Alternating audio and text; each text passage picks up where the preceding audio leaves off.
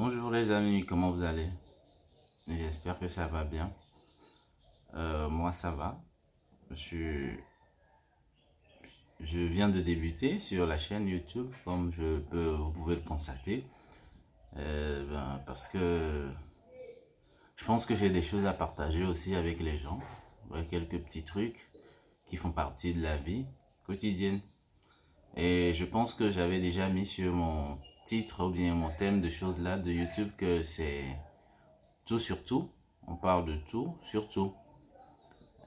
Et ce matin, je sais pas, je me suis réveillé, j'ai pensé à faire une petite vidéo et à partager ça avec vous. Là, je l'ai fait.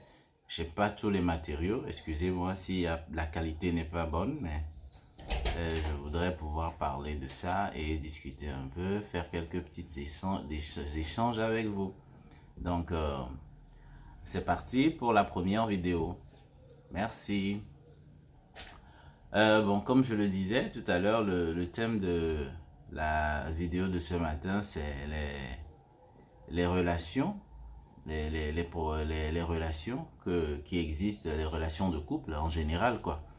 Je voudrais qu'on en parle un peu. J'ai remarqué que souvent, tout le monde idéalise les relations de couple. La plupart du temps, lorsque tu vois des gens sur YouTube, tu vois les gens sur Facebook, tu vois des couples qui sont là. Les gens disent, ah ben ouais, ils sont trop bien, j'aimerais bien être à leur place, oh ça c'est trop joli.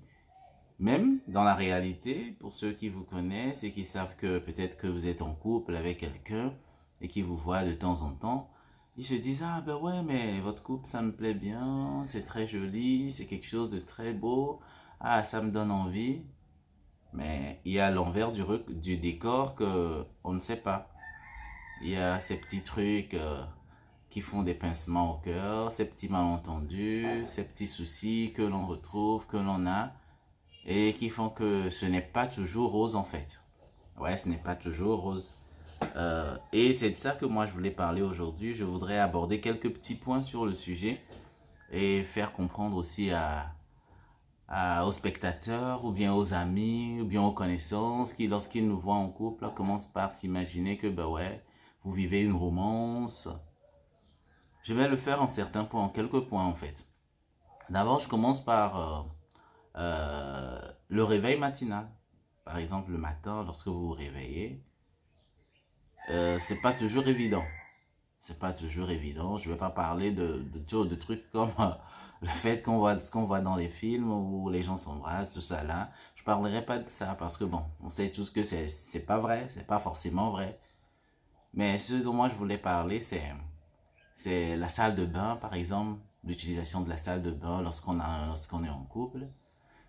Franchement, des fois, c'est pas ça. C'est pas ça. Surtout lorsque vous êtes tous les deux, vous avez des caractères différents.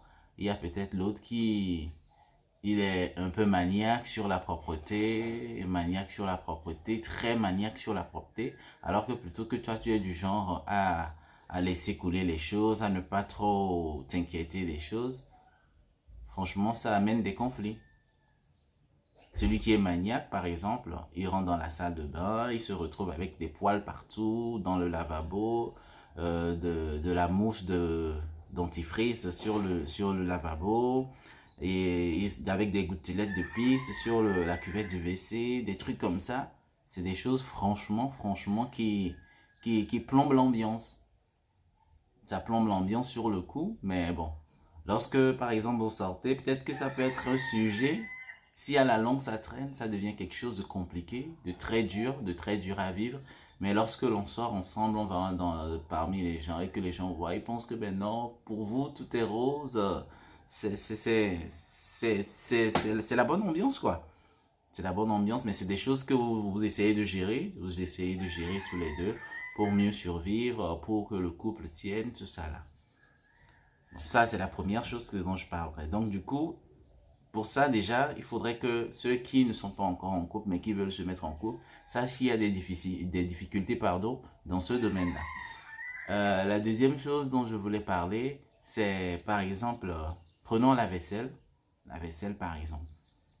Lorsque vous vivez ensemble, c'est vrai que les tâches ménagères sont réparties et vous essayez de, chacun essaie de faire quelque chose. Peut-être cette semaine c'est toi, peut-être l'autre semaine c'est lui. Mais vous vous rendez compte que si par exemple ton partenaire, il est plutôt du genre relax, pas trop à se prendre la tête pour des trucs comme ça, alors que peut-être tu as vécu, tu as eu une éducation où tu es speed, il faut toujours faire les choses tel, faire comme ci, faire comme ça, faire comme ci, comme ça. C'est des choses qui vraiment deviennent pesantes à la longue. Vous vous rendez compte si par exemple tu te réveilles le matin, toi lorsque c'est ton tour, déjà tu es réveillé, disons à 5 heures ou bien à 6 heures du matin, tu es debout, la première des choses que tu fais, c'est que tu vas après bien sûr, t'être brossé, t'être préparé, tu vas faire la vaisselle, tout est propre, tout est nickel, la cuisine, tout ça là. Et le petit déjeuner, tu fais tout. Et lorsque c'est le tour de ton partenaire, il se réveille, la première des choses qu'il fait, c'est que bon, disons, il prend son petit déjeuner, il voit la vaisselle dans l'évier, tout ça là, mais il dit rien. Il laisse tout ça là, là-bas, il prend son petit déjeuner, ensuite il s'affale, il fait d'autres trucs. C'est des choses qui franchement, ça plombe l'ambiance. Ça plombe l'ambiance dans le couple. Ça plombe l'ambiance. Mais bon, la plupart du temps, les gens s'imaginent que non, lorsque vous vous réveillez le matin, c'est des bisous par-ci, c'est des bisous par-là.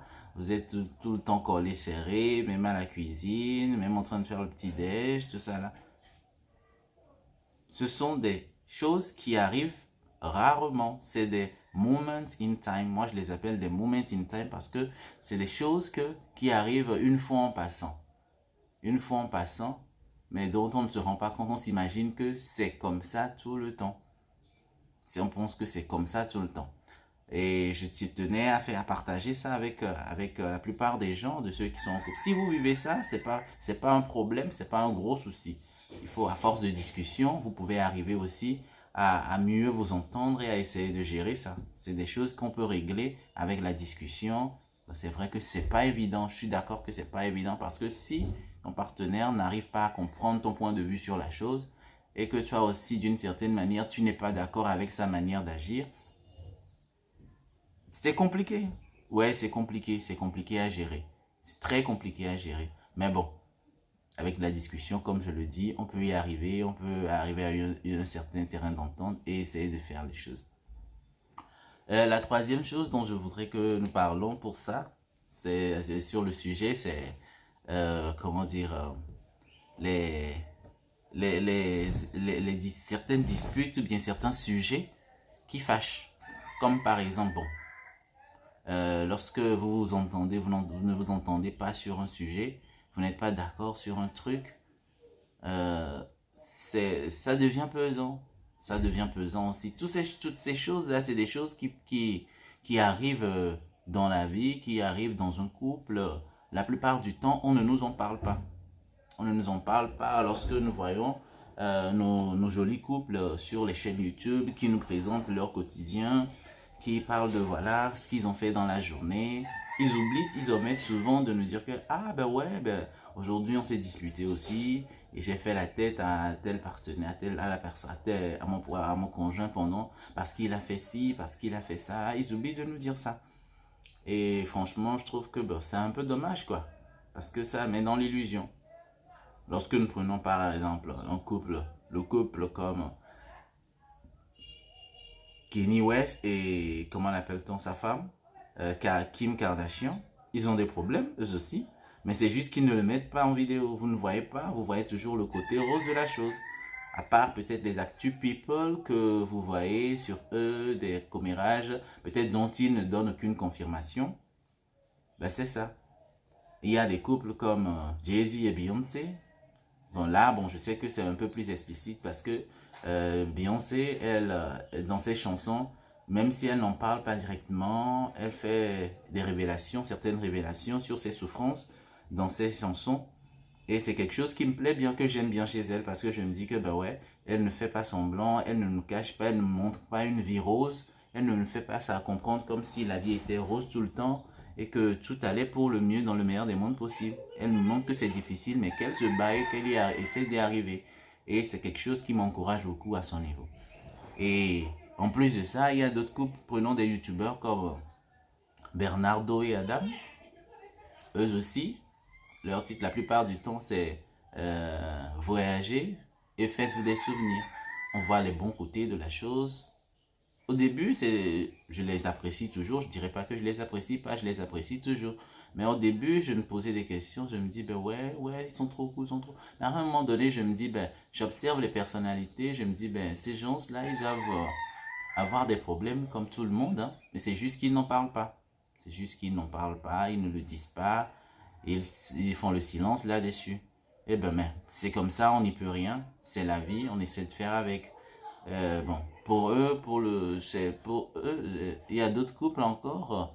Ricky Martin et son partenaire, par exemple, ils ne sont pas trop médiatisés tous les deux.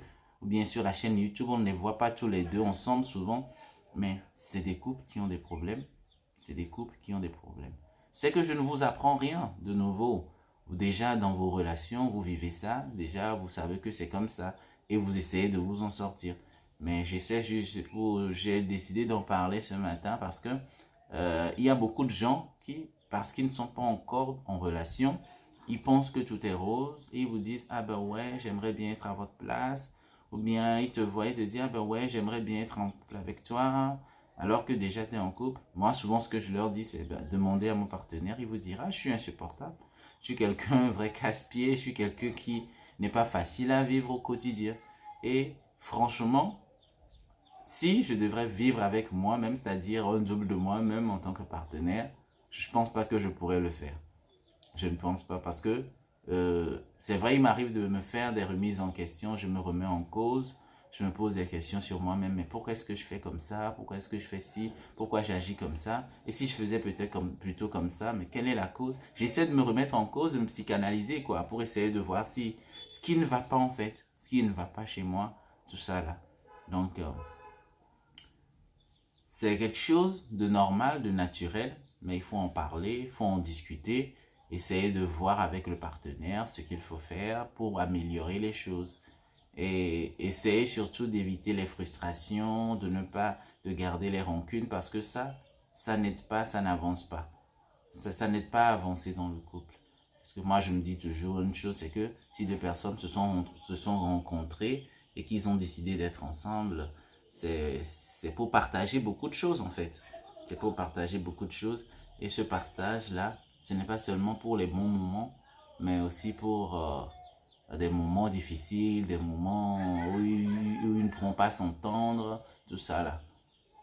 Donc voilà. Merci, j'espère que vous avez apprécié cette petite contribution que j'ai apportée et j'espère aussi que ça pourra plaire à certaines personnes. Merci à vous les amis et bonne journée parce que là je viens juste de me réveiller. Je ne me suis même pas encore débarbouillé, je ne me suis même pas encore brossé les dents. Désolé, mais je sais que vous ne sentez pas l'odeur, ma mauvaise haleine. Donc ça passe quoi. Et je reviens à vous bientôt, je reviendrai bientôt à vous pour une nouvelle vidéo pour parler encore d'autres choses. Parce que là, je me suis dit, ben, il y a beaucoup de choses dans ma tête que je voudrais exprimer, partager avec vous. Je suis quelqu'un qui parle beaucoup, qui aime beaucoup exprimer, discuter, échanger. Donc, bientôt, je serai avec vous. Merci. Silverio Christo. Ciao, ciao à toutes.